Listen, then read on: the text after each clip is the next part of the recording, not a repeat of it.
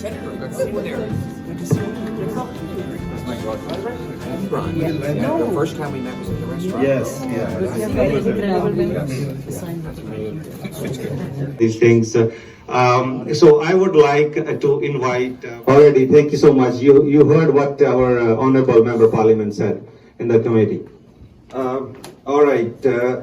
I would not be a wall between you and the leader.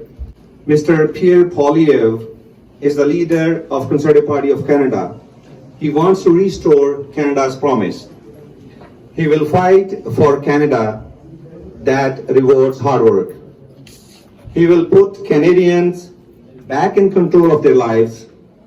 He will stop the out-of-control inflationary spending that has made life unaffordable. He will remove the gatekeepers that block Canadians from making things at home. He will restore safe streets. Pierre believes in a country where the state is the servant, not the master. Where a smaller government makes room for bigger citizens. Under Pierre's leadership, Ottawa will finally get out of the way of Canadians' futures. I would request to stand up, everybody, and please join me to welcome our next Prime Minister of Canada, Honorable.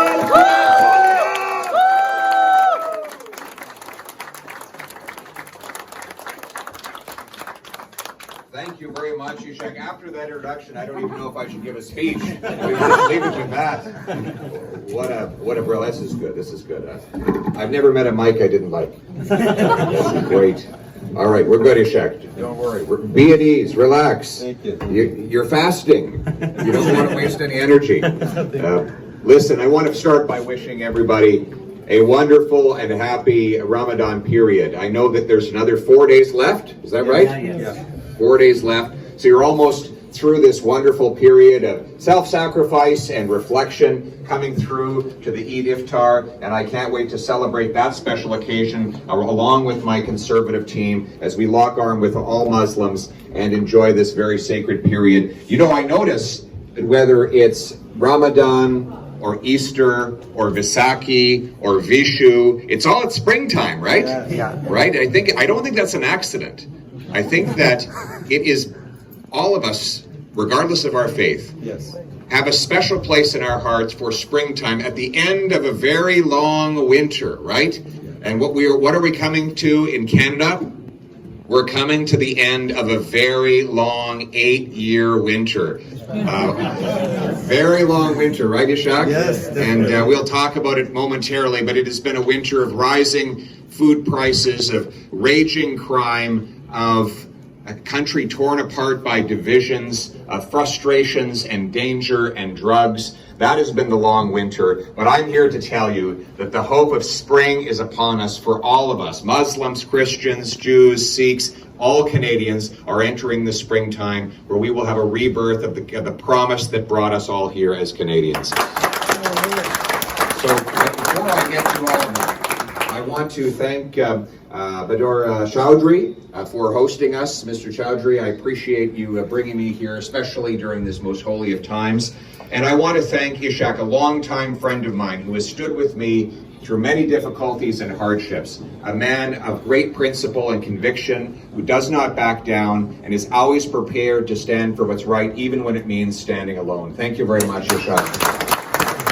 They cannot afford to eat. Some are going to the Mississauga Food Bank asking for help with medical assistance in dying, not because they're sick, but because they're too miserable and poor to go on living here in Canada. 9 in 10 of our young people say that they will never own a home in Canada, a country with the second biggest supply of land on planet Earth. We have more land where there's no one than we have land where there's anyone.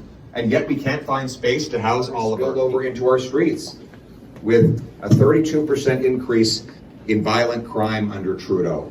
Our streets are being torn apart by stabbings and slashings, shootings, and other unspeakable violence that was unheard of in Canada not long ago. Many immigrants came here to escape violence in their own country. I met a lady on the plane the other day who moved here from Sao Paulo, Brazil, to escape violence And she said now she's leaving Toronto to escape violence. This is Canada. What is happening to our country? This is 8 years of Justin Trudeau. Justin Trudeau, who's promised you so much, all the beautiful and sweet words that he's had for the Muslim community. And over the last decade, all he's done is take you for granted and assume that he owns your vote, that he owes you nothing, that you are required to go like robots and mark X's next to Liberal candidate names, even if they deliver nothing for you except rising costs and higher crime. Enough.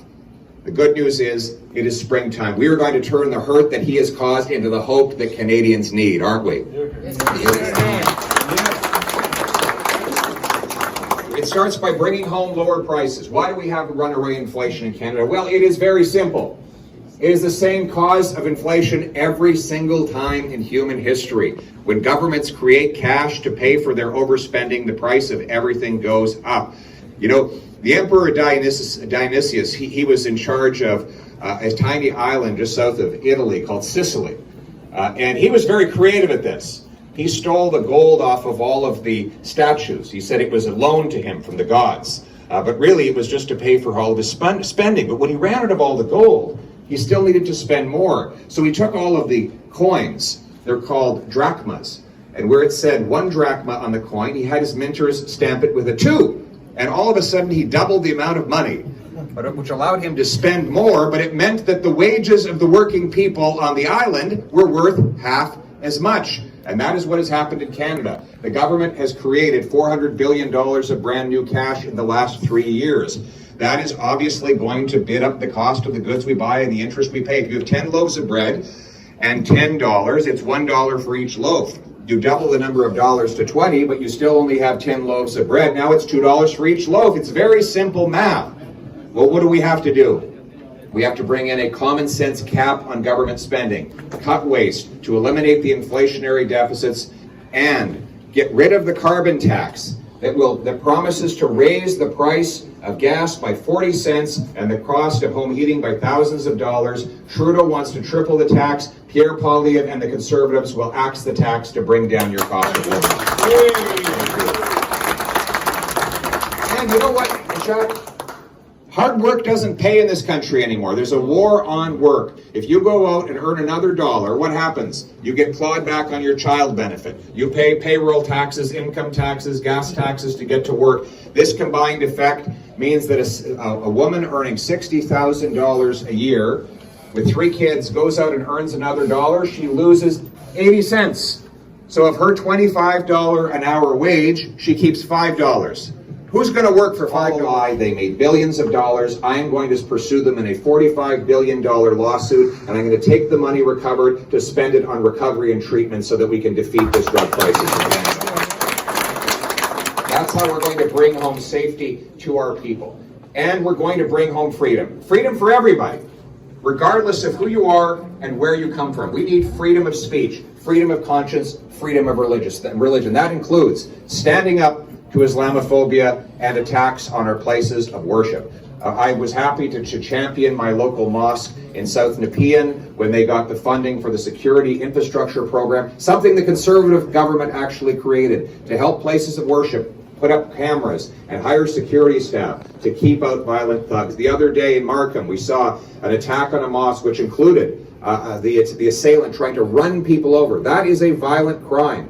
We should prosecute these, and we should give places of worship more protection against this type of violence. And I will stand with Muslims and indeed all faith communities against these attacks. Furthermore, we will address the racism within the current Trudeau government. We already saw Jazaka'Allah standing up to the CRA for sending its tax hounds to harass Muslim charities. We've seen it at IRGC as well, where Muslims are being mistreated by the system. Again and again, we see these examples of systematic mistreatment of certain minority groups, and a Poilievre government will stand up against that. Finally, we will stand up against censorship. Only the Conservatives will oppose this attempt by the Trudeau government to pass C-11, which would control what you see and say on the internet. I don't believe that the solution to bad ideas is censorship. I believe it is good ideas. It is debate. It is openness and freedom. Because no matter what the government says about protecting minorities, the government is given the power to decide what you see and say. I believe in freedom of speech, and I will repeal any attack on the ability of Canadians to speak freely in this country. Really, we share the same values, don't we, Mr. Chaudhary? Yes, What do you think, Ishaq? Yes. Same values, whether your name is Smith or Singh, whether your name is David or Dawood, whether your name is Moses, Moisha, or Musa, whether you worship or whether you follow the prophet Isa or you believe in the Savior Jesus, at the end of the day, we share the same fundamental core values, and we came to this country, whether in the last 100 days or the last 100 years, for exactly the same reason. The ability to peace and tranquility and to think for ourselves. That's the country that brought us here. All of us. The great Canadian Prime Minister Wilfrid Laurier said, when he was asked, what is Canada's nationality? This is 100 years ago. He couldn't answer, like most leaders. You see, if he had been a French leader, he would have said, well, the nationality of France is French. In England, it's English. But already in Canada, we were too mixed up. Right? We had Scots and English and Irish and French and First Nations, and we had many people from other parts of the world already. So we could not define our nationality by religion or ethnicity or any other such distinction. Instead, he said, Canada is free, and freedom is its nationality. And so it is today, my friends. Freedom is our superpower in Canada. Freedom unites. It is unlike control, isn't it, Ishaq? Control, there's only 100% control. If one person gets more control, everyone else gets less. That's why people fight over control. Freedom is different. It never runs out. If Tim gets more freedom, doesn't mean I'm left with less freedom. I get more freedom, right? If your Sikh neighbor gets more religious freedom, you as a Muslim will have more religious freedom. If your local small businessman has the more freedom from red tape and taxes, then your teenager will probably have the freedom to go and get a job working for that business. If your immigrant doctor has the freedom to work in his profession, then you'll have the freedom to have a doctor. One person's freedom is another person's freedom. That's why, unlike control, we don't fight over freedom, we fight for freedom. Instead of divide and conquer, let us unite for freedom. It is the common sense of the common people united for our common home. Your home, my home, our home. Let's bring it home. Thank you very much.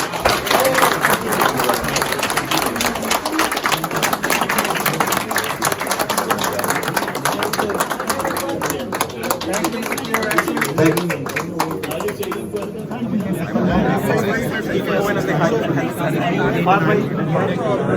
One with me, sir. One with me, sir. Yes, that's right. Sir, can you look at Canada? Thank you very much. My friend, great to meet you.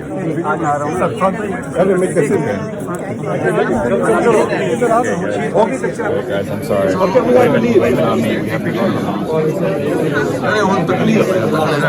Please let the leader leave. Thank you, everyone. Thank you very much. Ramadan Mubarak. Ramadan Mubarak. Bye now. We'll see you later. Bye now. Bye. Thank you.